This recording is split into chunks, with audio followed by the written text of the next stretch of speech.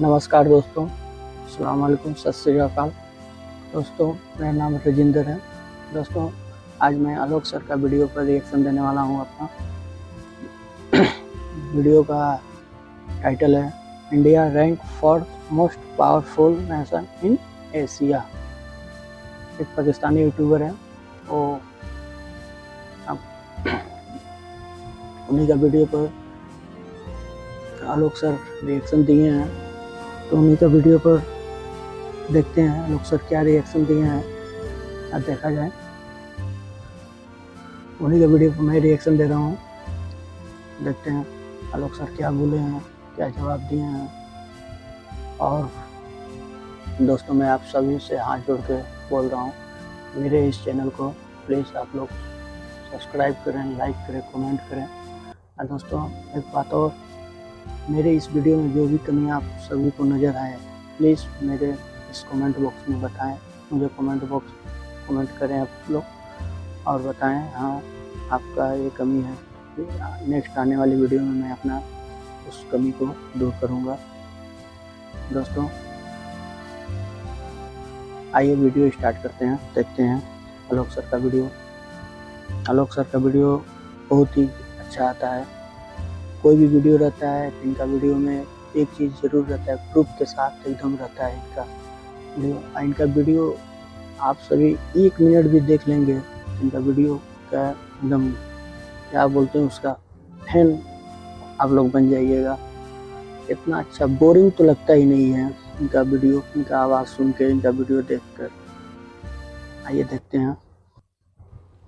नमस्कार दोस्तों, DD red के एक और रिएक्शन वीडियो में आप सभी का स्वागत है। मैं हूं आलोक। तो आज जो वीडियो मैं लेकर आया हूं आपके लिए, बहुत ही इंटरेस्टिंग वीडियो है। इस वीडियो का टाइटल है India rank 4th most powerful nation in Asia.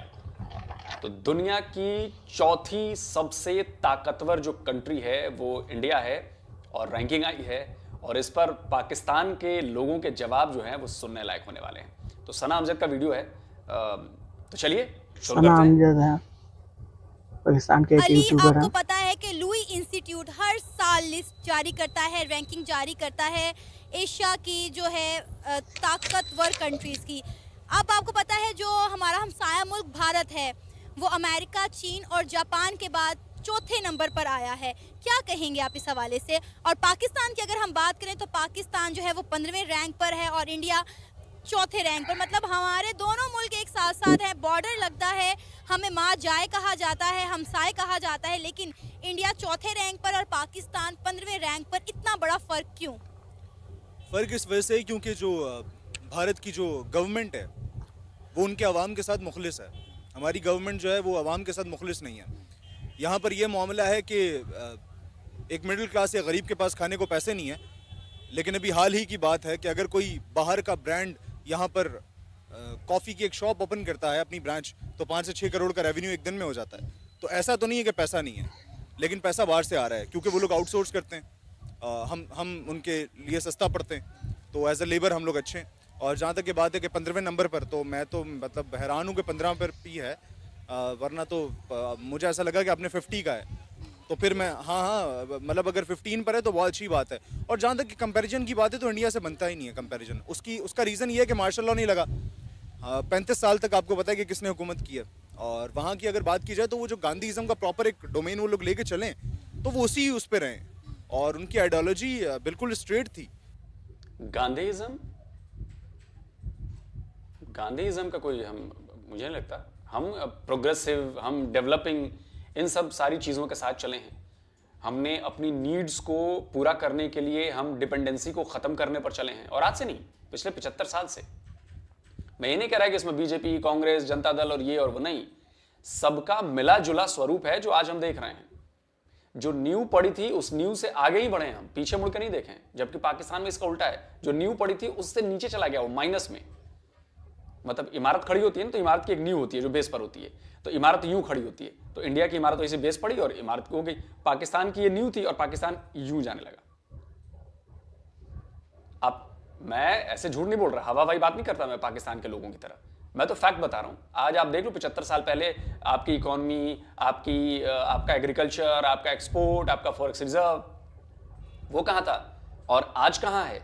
और पहले 75 साल पहले हमारा ये सब कहाँ था और आज हम कहाँ हैं। तो बहुत बड़ा फर्क है और ये गैप इंडिया और पाकिस्तान के बीच लगातार बढ़ता जा रहा है, लगातार। और इसके बढ़ने के पीछे ना इंडिया जिम्मेदार है, ना अमेरिका जिम्मेदार है, ना कोई बाहरी मुल्क जिम्मेदार है, सिर्फ और सिर्फ पाकिस्तान की जनता जिम्मेदार है। मैं पाकिस्तान के नेताओं को कम दोष दूंगा, पाकिस्तान की जनता को ज्यादा दोष दूंगा, क्योंकि उन्होंने अपनी आंखों के सामने ये सब होते देखा और करते हुए छोड़ दिया कि ठीक है जिसको जो करना है कर लो। यही है। अभी भी अगर आप देखें, ख़ास तौर पे जो मुझे बहुत ज़्यादा पसंद है केजरीवाल साहब, तो वो देखेंगे किस तरह के नए आइडियाज़ लाएं। दिल्ली में उन्होंने प्रॉपर तरीके से जो है हुकूमत कायम की है, तो आई थिंक के कंपैरिजन तो बनता ही नहीं है। जहाँ तक हमारी बात है, आप सॉल्यूशन पे आता हूँ कि किस तरीके से 15 पे 1 पे जाएगा। अच्छा, ये सोल्यूशन हम आपसे बाद में पूछेंगे, पहले ये बताएं क्या इंडिया इस रैंक को डिजर्व करता था? इंडिया इससे ऊपर रैंक को डिजर्व करता है, 4th को नहीं, बल्कि मेरा ख्याल है कि 3rd को तो एटलीस्ट 3rd पे तो आना चाहिए उसको प्रॉपर तरीके से। तो और उसका है भी, IT जिस तरीके से संभाल रहे हैं, और बाहर जितने भी वेस्टर्न कल्चर के जितने बड़े बड़े बिजनेसमैन हैं, उनको पता है कि इंडिया वो मार्केट है, ठीक है। एस्थेटिक भी मिलेगा, इंटेलेक्ट भी मिलेगा, और इसके अलावा जो है वो देसी तड़का भी मिलेगा। तो बन के एक नई चीज़ आती है कि जो फिर इंसान को जो है वो मसाले आप देख लें ख़ास तौर पे, तो आई थिंक कि वो तो अच्छा 3rd रैंक डिजर्व करता है। अच्छा, हमने हमेशा एक मतलब India Pakistan, India versus Pakistan एक मुआवजा रहा है, लेकिन मुझे लगता है कि अब शायद हम इस काबिल भी नहीं रहे कि हमारा इंडिया के साथ मुआवजा भी किया जाए, क्योंकि इंडिया कहाँ से कहाँ पहुँच गया। और आप पाकिस्तान के हालात देखें, ऐसा कोई क्राइसिस नहीं है जो पाकिस्तान में इस वक्त मौजूद ना हो या पाकिस्तान उस क्राइसिस से ना गुजर रहा हो। देखें, ये जो आपने बात की ना इख्तिलाफ की, कि भाई इंडिया हम वर्सेस लोग कर रहे पाकिस्तान है, हैं, अभी उसकी वजह ये कि सुन बहुत रहे सारे हैं, लोगों का ना बिजनेस अभी ही यही है। प्रूव करेंगे पूरा। अगर जहाँ इनको फॉल्ट हल्का से भी नजर आया लूप होल्स नहीं वहाँ ये प्रूव करेंगे। अप्रूव तो ऐसे वैसे नहीं, हवा हवाई में बात नहीं करते हैं आलोक सर, स्प्लिट और एकदम डिवाइड पूरा रूल खेल नहीं सकते। शॉर्ट स्क्रीन और उस करके तरीके से डिस्प्ले ना तो पर फिर शो वो करेंगे। आवाम के इमोशंस के आप साथ लोग खेल देखिए सकते हैं, और वीडियो बड़े में। बड़े बिजनेसमैन जो हैं वो जानते हैं, और मैं इनका वीडियो बिजनेसमैन बहुत इसलिए कर रहा हूं देखता क्योंकि हूँ। वो वाकई बिजनेसमैन हैं। अच्छा, किस तरह हम अपने मुल्क को बेहतरी की तरफ ला सकते हैं, क्योंकि डेफिनेटली हम पाकिस्तानी हैं, अगर हम दूसरी कंट्रीज़ को तरक्की करते हुए देखते हैं तो हम चाहते हैं हमारा मुल्क भी तरक्की करे, लेकिन पाकिस्तान की जो यूथ है वो भी चाहती है, लेकिन इस वक्त ना तो यूथ के हाथ में कुछ है, ना ही हमारे बुजुर्गों के हाथ में कुछ है, ना ही हमारी आवाम के हाथ में कुछ है। तो किस तरह हम पाकिस्तान को भी तरक्की की राहों पर गामजन कर सकते हैं? कम से कम यहाँ पर लोगों को जो है वो उनके वसाइल तो दिए जाए ना जो वो डिज़र्व करते हैं। हाँ, तो उसके लिए अगर वतन के एसेट्स जो है वो गिरवी रखवाने पड़े तो उसमें मसला क्या है? तो रखवाए हैं ना, कितने सारे तो रखवाए हैं। PIA क्यों नहीं कर रहे? PIA रखवाए ना, उसका कर्जा उससे ज़्यादा है, तो वो नहीं लेगा ना, कोई भी बिजनेसमैन नहीं लेगा। उसका रीज़न ये है कि अगर हम तरक्की की राह पर गामजन होना चाहते हैं और आगे बढ़कर आई थिंक के, तो मुझे ऐसा पर्सनली तौर पे लगता है कि सबसे पहले तो जो है ना ईगोइस्टिक अप्रोच वो ख़त्म करनी पड़ेगी। हमारे अपने मसाइल इतने ज़्यादा हैं, आप देखें ना कि मैं अगर कराची से ताल्लुक़ रखता हूँ, तो मैं जब यहाँ पर आया तो मुझे उस पैटर्न से जज किया जा रहा है। उस पैटर्न से जज किया जा रहा है ना, आपने आउटफिटर पहना है, आपने लेवाइस ब्रांड पहना है, तो आपको बोलेंगे अच्छा है कलमा चौक से आगे की लड़की है, सही है, वरना अंदरून की समझेंगे। ये मंत्रा है, ये मंत्रा है। और जबड़ा टेढ़ा करके अगर अंग्रेजी बोलनी आती है तो आप इंटेलेक्चुअल हैं, हालांकि इंग्लिश में तो उर्दू से ज़्यादा एक्सप्रेशंस भी नहीं है अगर आप उसको पढ़े, मीटर और बाकी मामलात भी इतने नहीं हैं। तो ये चीज़ जब तक जज जो है ना वो करना बंद नहीं करेंगे और ईगोइस्टिक अप्रोच ख़त्म नहीं करेंगे और प्रॉपर मुल्क एक प्रॉपर जिस तरह एक कॉर्पोरेट सेक्टर चलता है, एथिक्स पे चलता है, ये नहीं होता। लेकिन यहाँ तो सेठिया निज़ाम है ना। अच्छा, अगर हमारे हुक्मरानों को समझ नहीं आ रहा कि हमने पाकिस्तान को कैसे लेकर चलना है, क्योंकि यहाँ पे बहुत सारे सियासतदान आते हैं, अपना टेन्योर पूरा नहीं करते, उनकी टांग खींच ली जाती है, वो चले जाते हैं, जो प्रोजेक्ट शुरू हुए होते हैं वो बंद हो जाते हैं और आवाम का जो टैक्सों के जरिए उन्होंने पैसा जमा किया होता है वो सारा ज़ाया हो जाता है। तो मुझे बताएं कि अगर इनको समझ नहीं आ रहा तो इंडिया से ही थोड़ी अकल ले लें, इंडिया से ही कुछ सीख लें कि मुल्क को कैसे लेकर चलना है। वो इतने ज़्यादा आबादी को लेकर चल रहे हैं और आपको पता है इस साल अप्रैल 2023 में वो चाइना को छोड़कर दुनिया का सबसे ज़्यादा आबादी वाला कंट्री बनने जा रहा है। तो हम उनसे क्यों नहीं सीखते? अगर मुल्क को हमें नहीं चलाना आ रहा या हमें नहीं पता कि यहाँ के लोगों को, यहाँ के वसाइल को यूटिलाइज कैसे करना है। अच्छा, ये जवाब हम सुने उससे पहले मैं आपको एक छोटी सी बात बताना चाहता हूँ जो अकल पॉलिसी इससे रिलेटेड है। आपको पता है कि एक डैम बनाने की तैयारी की गई स्टार्ट पाकिस्तान में कि जी हम डैम बनाएंगे और डैम बनाने के लिए चंदा लोगों से वसूला गया, लोगों पर टैक्स लगाए गए, लोगों से पैसे लिए गए और आपको ये जानकर हैरानी देखिए, होगी कि मैं क्या लोगों से बोला। जितने पैसे टैक्स में लिए पूरा गए प्रूफ के साथ शायद उससे आते ज्यादा हैं। पैसे लोगों को बताने में उसके एडवर्टाइजमेंट पे खर्च कर दिए गए कि जी हम डैम बनाने जा रहे हैं। देख रहे आप हैं, समझ रहे हैं शॉर्ट बात? स्किन किए हैं ना। ये खबर सुन के मुझे हंसी आ रही थी कि भाई लोगों से आपने जितना टैक्स लिया डैम के नाम पर उससे ज्यादा पैसे आपने उसको एडवर्टाइजमेंट पे खर्च कर दिया। डैम बनाया ना बना, एडवर्टाइजमेंट पे खर्च कर दिया कि जी हम डैम बनाने जा रहे हैं, देखिए हमारी सरकार ये कर रही है और हम डैम बनाने जा रहे हैं। उससे ज्यादा पैसे खर्च कर दिए, है ना? विजन है, आलोक सर का इंटेलेक्ट है। कोई भी वीडियो देखिए, देखिए, बगैर अगर सीख प्रूफ का लेंगे तो ये फिर मिली नगमे वीडियो कौन सुनेगा? में आते ही नहीं है, प्रूफ सही है, के साथ ही उसकी आते वजह है हैं। ना, मैं आपको बता रहा हूँ कि एक ये जो प्रॉपर पूरा इगोइस्टिक और ये प्रूफ हुब्बुल वतनी का जो पब्लिक चूरन भी बेचा करते हैं। जाता है, देखे हैं आप इसकी लोग, वजह से देखे ही बहुत सारे लोग कैसे भूखे वो मर जाते डिस्प्ले हैं, पर शो किए हैं। अपने घर को नहीं देख सकते। तो जितने भी बॉयज हैं और खासतौर पर लॉन्डे जो हैं, वैसे उनको मैं ये कह रहा पूरा हूँ करते कि रहते भैया हैं। पहले अपने घर का देखो, मुल्क की टेंशन बाद में लो, पहले फैमिली की टेंशन लो और कोशिश करो कि जहाँ से भी आप आमदनी कमा सकते हो वो कमाओ। और जहाँ तक आपने इंडिया की बात की, तो मेरा तो फेवरेट कंट्री है। इवन अगर मुझसे कोई पूछता है कि आप, हर किसी का होता है ना कि आप यार मैं इंग्लैंड जाना चाहता हूँ, या मैं LSA जाना चाहता हूँ, या मैं लंदन जाना चाहता हूँ, तो मैं तो लखनऊ देखना चाहता हूँ। मुझे तो आ जाओ वहाँ भाई का सब कुछ लखनऊ। और वहीं से है, तो उसमें डर क्या है? अफान, आपको पता है कि हर साल लुई इंस्टीट्यूट बड़ी बात है भाई कि एक पाकिस्तानी के लिए इंडिया भी फेवरेट कंट्री हो सकती है। मतलब भाई आपको दिल से सलाम है बॉस। सही बात मतलब बोला ये सर। मैं सुनने को नहीं मिलता मुझे। नॉर्मली पाकिस्तानी रिएक्शन चैनल्स जब मैं देखता हूँ तो ऐसा मुझे सुनने को बिल्कुल नहीं मिलता कि इंडिया जो है वो मेरी फेवरेट कंट्री है। हम लोग के लिए तो है ही, क्योंकि हम तो इंडियंस हैं। हमारे लिए इंडिया से बढ़ के और कोई दूसरा देश है ही नहीं। सही बात है। आप पता नहीं आप में से कितने लोगों को पता है, मैं कई बार ये बात कह चुका हूँ कि मैंने आज तक पासपोर्ट नहीं बनवाया। और उसके पीछे की एक बड़ी वजह है कि पता नहीं यहाँ से छोड़ के कहीं जाने का मेरा मन ही नहीं करता यार। घूमने जाने का भी मन नहीं करता। इंडिया में घूमता रहता हूँ मैं, मुझे बाहर घूमने जाने का भी मन नहीं करता कि पासपोर्ट रहेगा तो फिर चुल मचेगी कि चलो यार यहाँ चले जाएं वहाँ चले जाएं। उससे बेहतर है कि अपना ही देश ढंग से देख लो। और हमारा देश इतना बड़ा है कि इसको पूरी तरह से देखने और समझने के लिए तो कई जन्म लेने पड़ सकते हैं। तो मैं इस चक्कर में पासपोर्ट नहीं बनवाया। मैंने कहा यार पहले इंडिया ही घूमूंगा, देखूंगा, अपना ही देश जानूंगा, अपने लोगों को समझूंगा। तो सोचिए, लेकिन एक पाकिस्तानी के मुंह से ये सुनना है कि बॉस इंडिया फेवरेट है और लखनऊ जाना चाहते हैं वो, तो भाई लखनऊ तो खैर मेरे रास्ते में पड़ता है। घर जब मैं जाता हूँ तो लखनऊ होते हुए जाता हूँ, तो लखनऊ रुकना होता है। लखनऊ में मेरे फ्रेंड्स हैं, बचपन के दोस्त हैं, वो सब लखनऊ में बसे हुए हैं और वहाँ हम जाते हैं, खाते हैं, पीते हैं और फिर अपना वापस आगे का रास्ता पकड़ लेते हैं। इंस्टीट्यूट जो है वो मोस्ट पावरफुल कंट्री की रैंकिंग लिस्ट जो है वो जारी करता है। इस दफ़ा उन्होंने जो पावरफुल कंट्री की रैंकिंग जारी की है उसमें इंडिया चौथे नंबर पर है और पाकिस्तान 15वें नंबर पर। क्या कहेंगे, इतना बड़ा फर्क कैसे आया? फ़र्क सबके सामने है। मतलब वही बात है ना कि इस दौर में अगर आपको फ़र्क किसी को नहीं पता कि क्यों है, तो वो सिर्फ मर्दमशुमारी के लिए ही पैदा हुआ है। इंडिया में, अमेरिका में, कनाडा में, चाइना में आप देख लें कि ताकत का सरचश्मा महवर कौन है और पाकिस्तान में ताकत किसके हाथ में और किस तरह कंट्रोल किया जा रहा है। मीडिया को चुप लगा दी गई है हर जगह। तो जब आप अपनी जो पर्सनल ताकत है उसको उजागर करेंगे तो मुल्क तो फिर नीचे जाएगा ना। अब हमारी जो इकोनॉमी है वो डूबने के दहाने पर है और हर लिहाज से पाकिस्तान जिस तरह पीछे आ रहा है।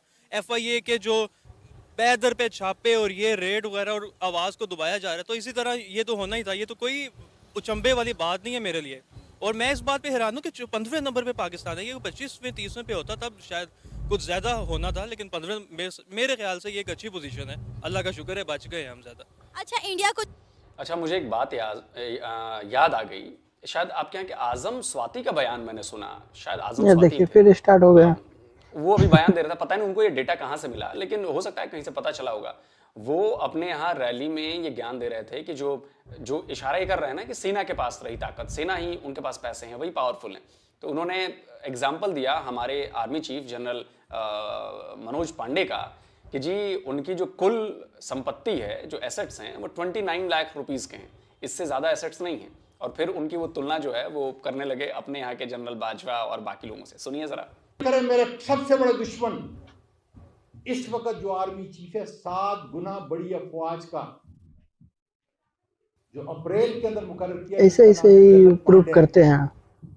उसकी टोटल मालियत और मेरे फौज के बहादुर जर्नेलों और बहादुर अफवाज के जवानों सुन लो कि उसकी टोटल मालियत 29 लाख रुपया है। और जब बाजवा को पकड़ा जाता है, कौन पकड़ता है? मैं और आप पकड़ेंगे इंशाल्लाह। उससे पूछा जाता है कि अरबों रुपया किधर आया, तो एहतियार के लोगों को लटकाया जाता है। अब मुझे ये नहीं पता कि उनको ये डेटा कहाँ से मिला है, मतलब नहीं पता मुझे, लेकिन हो सकता है कहीं से कुछ खबर पता चली हो। लेकिन ये बात सच है कि हमारे यहाँ जो आर्मी चीफ तक भी हैं, उनका नाम बहुत सारे लोग हमारे देश में नहीं जानते होंगे। और पाकिस्तान में बच्चे बच्चे के नाम पर, बच्चे बच्चे की जुबान पर उनका नाम होता है, आईएसआई का उनका। हमारे यहाँ RANW और आर्मी चीफ और नेवी चीफ और एयरफोर्स चीफ, इनके नाम भी लोगों को पता नहीं होंगे। ये बात ज्यादातर एकदम लोग सही बात बोल रहे हैं लोग सर। हमारे जैसे जो थोड़ा डिफेंस और इसमें रुचि रखते हैं उनको तो खैर पता है, लेकिन ज्यादातर लोगों को नहीं पता होगा। आम जनता को नहीं तो पता ये चलता फर्क है, है, ये बुनियादी फर्क है। कोई वो भारत ऐसा और सोचता पाकिस्तान भी के नहीं है बीच में। हाँ कौन है, बस इतना जानते हैं हाँ इंडिया को हमारे जो चौथा सेना रैंक है। दिया गया है, क्या इंडिया इस रैंक को डिजर्व करता है? इंडिया, आई गेस इंडिया को दूसरा या तीसरा देना चाहिए था, क्योंकि इंडिया में हर चीज़ कंट्रोल्ड है। आप कभी भी अपने इंडिया के जो पीएम है या इंडिया में जो इस्टेब्लिशमेंट है वो कंट्रोल में रहती है, कभी भी हुकूमत के अगेंस्ट नहीं जाती। लेकिन पाकिस्तान में इस्टेब्लिशमेंट ही अनफॉर्चुनेटली ताकत का सरचश्मा बनी बैठी है। कुदरत का निज़ाम जब आप नहीं समझ पाएंगे और जब आप अपना एक निज़ाम लेकर आएंगे तब तो यही होगा ना। इंडिया में उस चीज़ को जो नेचुरल वे है उसको फॉलो करते हैं, लेकिन पाकिस्तान में अनफॉर्चुनेटली हर इदारे में, हर जगह अब एक छोटी सी सोसाइटी कोई बनाता है, उसमें भी 2 दिन होते हैं, 3 दिन होते हैं, 4 दिन फटा पड़ जाता है कि यार मैंने ऊपर आना है। तो अपने अंदर की वो जो है, मैं उसको खत्म करके ही ऑब्वियसली फिर आगे हम आ सकते। आपको पता है कि इस रैंक को देते वक्त जो है आपके बहुत सारे पहलुओं को देखा जाता है, उन पर नज़रसानी की जाती है, मिलिट्री कैपेसिटी आपकी चेक की जाती है, आपका कल्चर अपना आप कितना प्रमोट कर रहे हैं, आपके फ्यूचर रिसोर्सेज कितने हैं, आपका डिफेंस सेक्टर जो है उस तक को जो है गौर उन पर किया जाता है। और इंडिया हर लिहाज से बहुत अच्छा जा रहा है। देखें, इंडिया ने हर चीज़ को बहुत ही कंट्रोल्ड वे में लेके चल रहे हैं, और उनका चाहे मिलिट्री कैपेसिटी हो, चाहे डिफेंस का बजट हो, या चाहे उनका बिजनेस का जो वो मंत्रा है वो हर चीज़ को बहुत ही टेक्निकल वे में, प्रोफेशनल वे में लेके चलते हैं। लेकिन सरहद की जो लकीर है, लकीर के इस पार पाकिस्तान में बदकिस्मती से आप कह लें कि पिछले 75 सालों में एक रोज़ भी मेरा नहीं ख्याल कि कोई ऐसा किसी ने देखा हो कि जब हर चीज़ को उसके जो रिक्वायर्ड जो उसका मुकाम है वो दिया गया हो। हुकूमत आती है, नो कॉन्फिडेंस मोशन रेज होता है, सो कॉल्ड ऑब्वियसली, और पीछे से किसकी सपोर्ट से हुकूमत को घर भेज दिया जाता है। जब हम देखते हैं कि यार यहाँ पे कोई भी हुकूमत आशीर्वाद के बिना आप 5 साल नहीं कंप्लीट कर सकते, आशीर्वाद? तो ये तो छोटे हिंदी मोटे शब्द है रैंक, भाई, ये तो गेम्स आशीर्वाद। चलती रहती है ना। आशीर्वाद, ये तो हिंदी का शब्द है यार। ये लीजिए, ये अच्छा भी यार, बोल रहा है बढ़िया। सही बात है। इसमें इतना कोई मैटर नहीं है। अच्छा, इंडिया जो है एक बहुत बड़ी मार्केट है, बहुत बड़ी आबादी है वहाँ पर। इंडिया का हर सेक्टर में इंडिया ग्रो कर रहा है, IT, एजुकेशन, हेल्थ, हर चीज़ को, हर पहलू को एक साथ लेकर चलना बहुत मुश्किल होता है, लेकिन इंडिया ये मैनेज कर रहा है। कोई ऐसी फील्ड नहीं है, कोई ऐसा इदारा नहीं है जिसमें हमें इंडिया आगे जाता हुआ दिखाई ना देता हो। जब हमें कुछ समझ नहीं आती कि हम इंडिया को किस चीज़ में बुरा भला करें, तो हम ये कहते हैं भाई इंडिया में गुर्बत बहुत ज़्यादा है, लेकिन हम ओवरऑल ये नहीं देखते कि पाकिस्तान में जो है, पाकिस्तान की आवाम किस हाल में रह रही है। गुर्बत तो है ही है, हमारे यहाँ पे मिडिल क्लास लोग जो है वो कैसी ज़िंदगी गुजार रहे हैं। खैर, आपने बड़ी अच्छी बात की मिडिल क्लास लोगों की। इंडिया चूंकि फॉलो करता है चाणक्याचार्य जी को, उनके मंत्रा को फॉलो करता है, और वो उस पे डटा हुआ है। चाणक्य हम आचार्य अनफॉर्चुनेटली को हमारे बोल रहे पास हैं क्या कुरान है? है, इस्लाम मैं है, अच्छा से सुन्नत सुना है, हम नहीं। इसको फॉलो नहीं कर पा रहे। अगर इसके मुताबिक चलें तो हर चीज़ अपने एक मयार पे ही पूरा आप लोग उतरेगी। जो सुने हैं इंडिया वो प्लीज उसको, कमेंट बॉक्स में इंडिया बताएं। में जो भी है उन्होंने बिजनेस माइंड जो सेट है वो उसको उजागर किया, हमेशा बिजनेसमैन को ऊपर लेकर आए हैं। पाकिस्तान में सनतकार देखें कहाँ पिस रहा है। आप एक फैक्ट्री नहीं लगा सकते। IMF की शराइत इस कदर सख्त है ना कि IMF ये कहता है कि आपने 3 मरले का छोटा सा घर नहीं अलहदा बनाना, हाँ, लेकिन ये जरूर कहता है कि डिफेंस में 2 कनाल की कोठी जो है वो किराए पे ले लो। पाकिस्तान का ये हिसाब है। अब तो IMF ने पाकिस्तान को कह दिया है कि अपना डिफेंस बजट जो है वो कम करें, उसमें कमी लेकर आए। अच्छा, अब देखते हैं कि IMF शायद IMF ही हम पर निजात दहिंदा बनकर आ जाए और डिफेंस का बजट कम हो जाए। लेकिन बजट कम ज़्यादा करने से नहीं, माइंडसेट की सारी गेम है।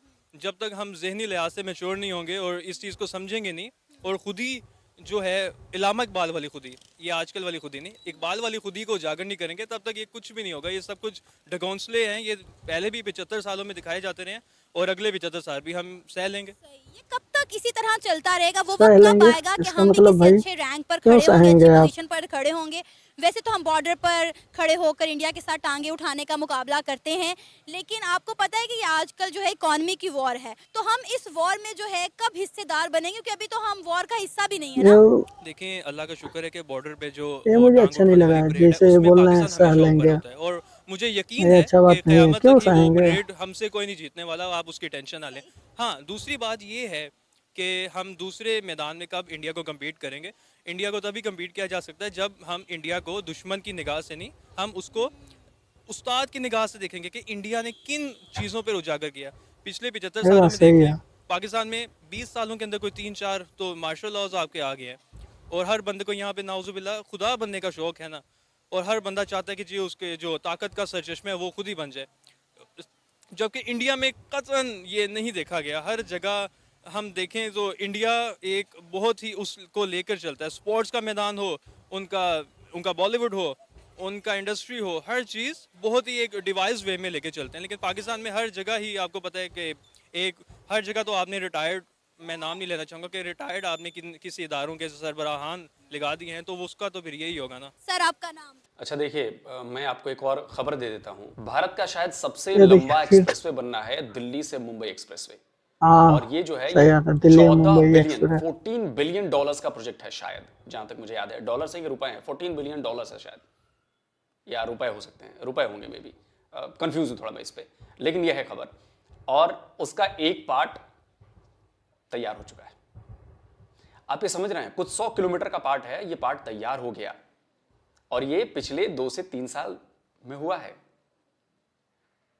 आप समझ रहे हैं कि हम क्यों इतनी तेजी से डेवलप हो रहे हैं? क्योंकि हम जो विजन लेकर आते हैं, हम जो पॉलिसी लेकर आ रहे हैं, हम उसको जमीन पर उतार रहे हैं, हम उस पर काम कर रहे हैं। वो सिर्फ कागजों में नहीं है, और इसी का सही बात नतीजा है है कि भाई। आज इतने बड़े प्रोजेक्ट का एक हिस्सा चालू हो गया। और आने वाले वक्त में ये जो दिल्ली से मुंबई का एक्सप्रेसवे है, ये जबरदस्त तरीके से पूरे देश की उन्नति को फायदा पहुंचाने वाला है, बहुत बड़ा फायदा पहुंचाने वाला है। तौकीर जावेद। मोहम्मद साजिद खान। सर इंडिया जो है वो अमेरिका, चीन और जापान के बाद चौथा ताकतवर तरीन मुल्क बन चुका है। चौथे रैंक पर आया है इंडिया ताकतवर तरीन ममालिक की लिस्ट में। क्या कहेंगे आप?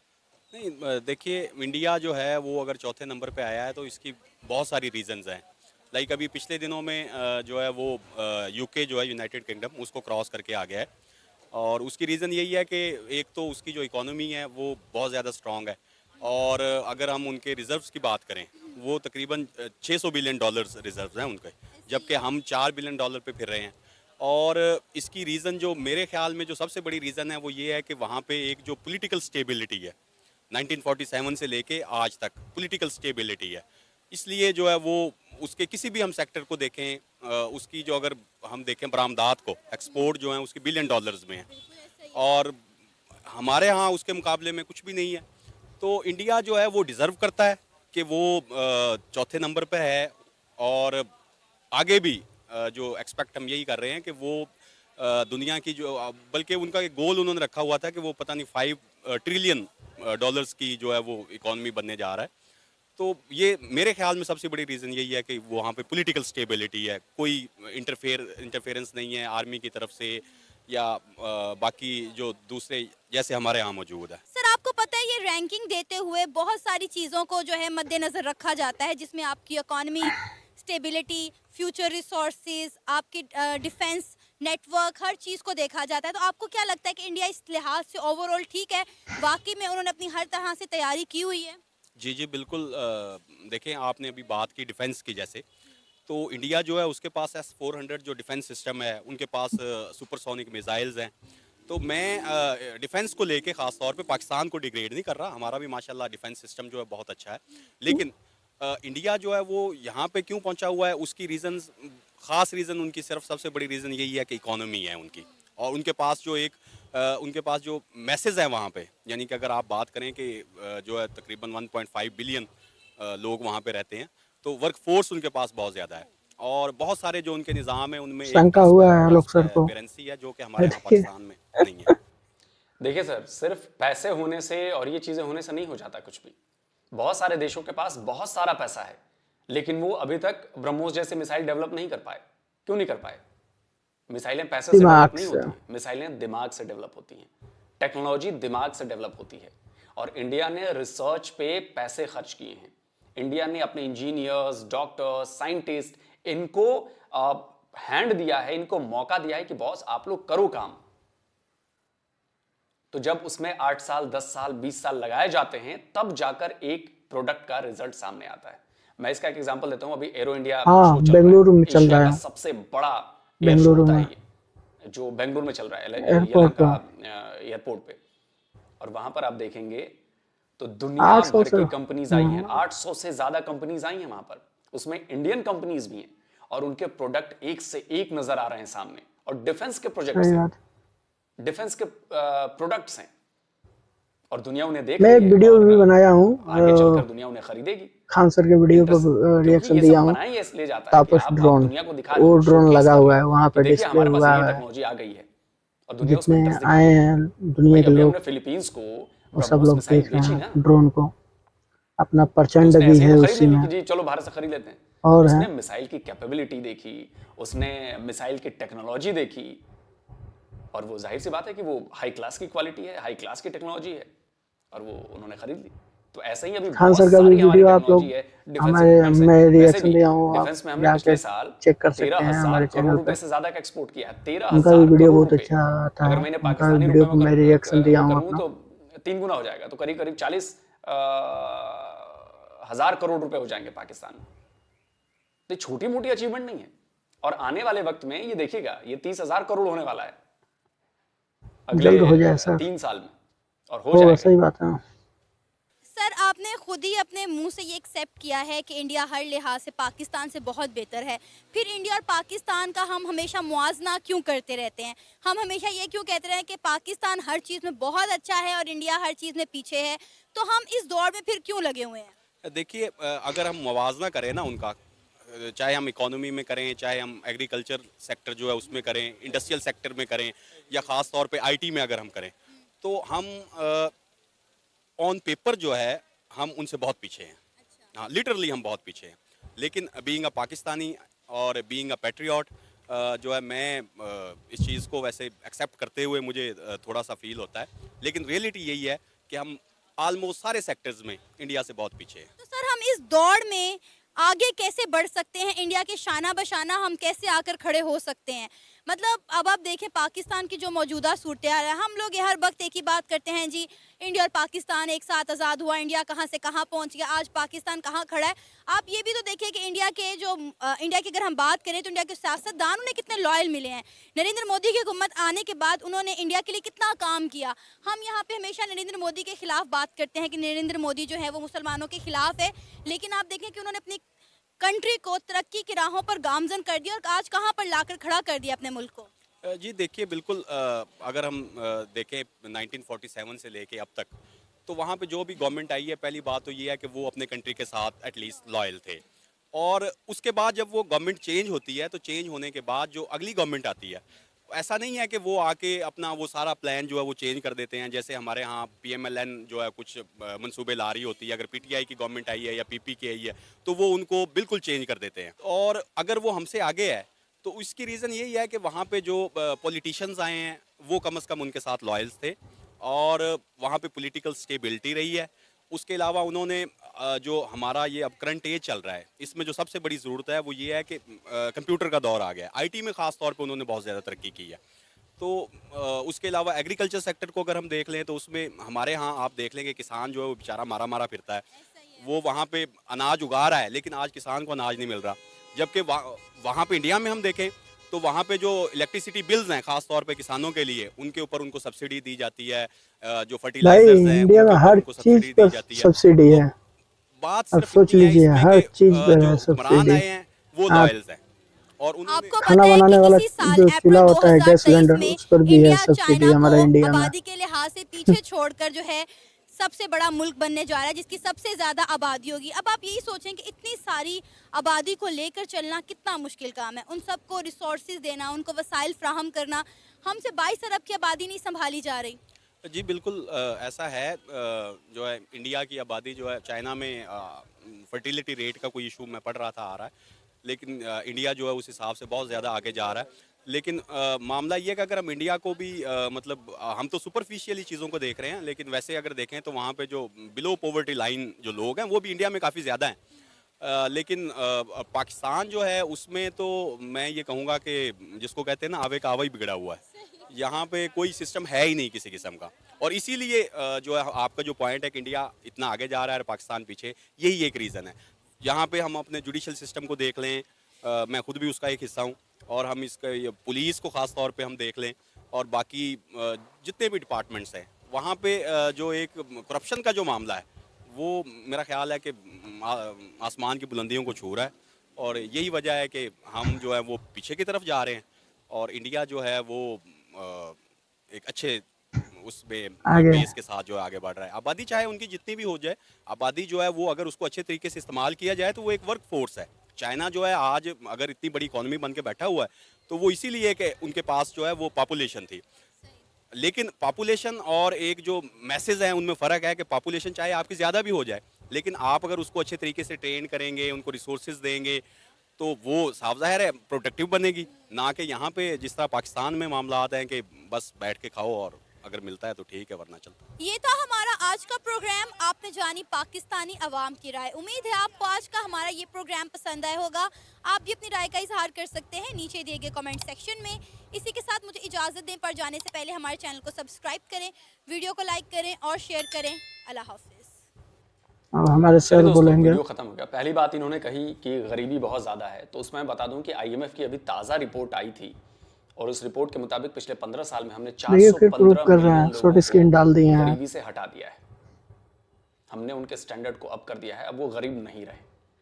इसके अलावा पाकिस्तान के एक बड़े इकोनॉमिस्ट ने कहा है, मैं फिर से वो उनकी बात सुनवाना चाहता हूं क्योंकि आप लोगों को मेरी बातों पर कम भरोसा होता है, तो इसलिए मैं मुझे भरोसा रहता है आपके बातों पर। आपके एक बड़े इकोनॉमिस्ट के मुताबिक पाकिस्तान की 75% जनता जो है वो गुर्बत में जी रही है। सुनिए।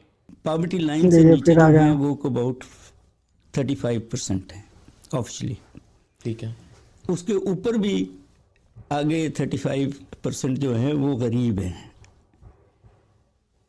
वहाँ क्राइसिस आया है फ्लड्स की वजह से। पहले वो बनाते थे और खा लेते थे, अब वो भी डूबे हुए हैं। तो वो टोटल को 12 मिलियन लोग हैं जिनके लिए आपको अनाज चाहिए, खाना चाहिए। इसके ऊपर ये 70-75% लोग तो आपकी पॉपुलेशन ये है जिसका हाल कभी भी ठीक नहीं होगा, क्योंकि आपने स्ट्रेटजी नहीं है, कोई इकोनॉमिक पॉलिसी नहीं है इनको modern capitalist ways of doing things में लाने की। सुन लिया आपने।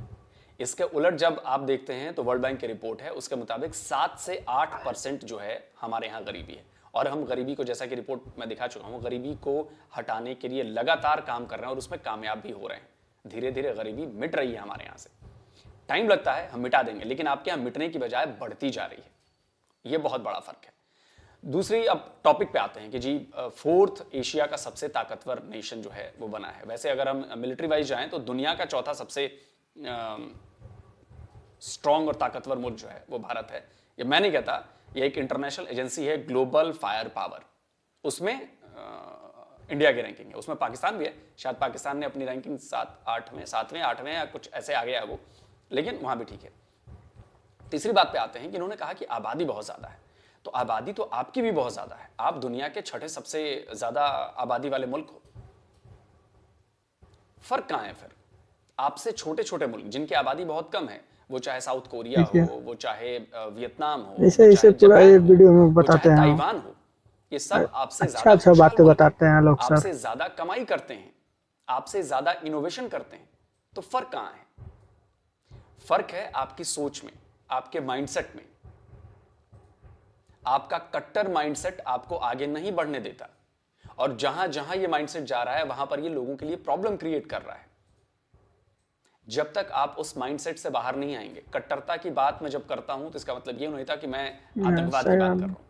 कट्टरता किसी भी चीज को लेकर सकते हैं। कट्टरता बेसिकली एक जिद है कि मैं तो यही करूंगा, मैं तो यही मानूंगा, मैं ऐसे ही करूंगा। इसको जब छोड़ा जाएगा तो होता है कि अच्छा दुनिया क्या कर रही है, अच्छा जी ऐसे कर रही है, वैसे कर रही है, तो आप उन चीजों को अडॉप्ट करते हो, अपनी कट्टरवादी सोच से बाहर आते हो, अपनी जिद से बाहर आते हो और उस पर विचार करते हो कि यार दुनिया तो ऐसे कर रही है, अच्छा इसमें और क्या हम वैल्यू ऐड कर सकते हैं। तब जाके होता है कि आप प्रोग्रेस करोगे, तब नई चीज निकल के आती, तो वो आपके यहां काम नहीं होता है। और इसकी वजह से सबसे बड़ा जो अफसोस वाली बात है, सबसे बड़ी बात जो है कि पाकिस्तान बिल्कुल पिछड़ चुका है। 75 साल में पाकिस्तान अपवर्ड्स होने की बजाय बैकवर्ड्स में जा रहा है। और ये बात पाकिस्तान के लोग भी समझते हैं, लेकिन वही है जो इन्होंने बात कही ना कि भाई हम आराम की जिंदगी चाहते हैं, हमें कोई काम नहीं करना, बस जेब में डॉलर आ जाए, बस काम हो जाए यार, किसी तरह पैसे आ जाए, 2 वक्त एक ने तो और बोला कि 75 साल बीत गए और मेरे 75 साल और बीत जाएंगे। कोई इच्छा नहीं है, क्योंकि माइंडसेट आपका वही है कि वी आर द बेस्ट। तो जब आप लोग बेस्ट हो, आपका सब कुछ बेस्ट है, तो फिर पाकिस्तान बेस्ट क्यों नहीं है? पाकिस्तान ने डेवलपमेंट क्यों नहीं की? पाकिस्तान के आवाम को जो उसका हक है वो क्यों नहीं मिल रहा है? उसको आज रोटी के लिए तरसना क्यों पड़ रहा है? आज उसे आटे के लिए अपनी जान क्यों देनी पड़ रही है? और इसकी पूरी की पूरी जिम्मेदारी मैं पाकिस्तान की आवाम पर डालता हूं, क्योंकि सियासतदान उनके सामने आते हैं, आप उनको मौके देते हो, आप उनसे सवाल नहीं करते, आप उनकी जिम्मेदारी तय नहीं करते, आप उनकी जवाबदेही तय नहीं करते। और इसका नतीजा है कि कुछ मुट्ठी भर हजार सियासतदानों और कुछ लाख फौजियों ने, लाख फौजी भी नहीं कहूंगा, कुछ हजार जनरलों ने पूरी 22 करोड़ की आवाम को अपना गुलाम बनाकर रखा हुआ है। तो जल्द मिलता हूं एक और नए वीडियो के साथ। नमस्कार। जय। दोस्तों, आलोक सर का वीडियो यहाँ पर खत्म हुआ। देखें आप लोग, आलोक सर कोई भी चीज़ पर अपना बात करते हैं, रिएक्शन देते हैं, एकदम प्रूफ के साथ रहते हैं। आलोक सर हवाई में बात नहीं करते हैं। मैं आलोक सर का बहुत बड़ा फ़ैन हूँ। क्या बता आलोक सर, मेरा वीडियो आप तक पहुँचे तो मुझे माफ़ करिएगा। मैं आपके वीडियो पर रिएक्शन दिया हूँ। तो दोस्तों, मैं फिर दोबारा आप लोगों से हाथ जोड़कर विनती कर रहा हूँ, हमारे इस चैनल को सपोर्ट करें प्लीज़। हमारे चैनल को सब्सक्राइब करें, लाइक करें, कमेंट करें। और दोस्तों, मेरे इस वीडियो में कोई भी कमी नज़र आपको आया होगा तो प्लीज़ आप लोग हमारे इस वीडियो की कमियों को बताएं और कमेंट बॉक्स में बताएं हमें, ताकि मैं आगे आने वाला नेक्स्ट वीडियो में अपना ये कमियां दूर करूं। ओके दोस्तों, नमस्कार।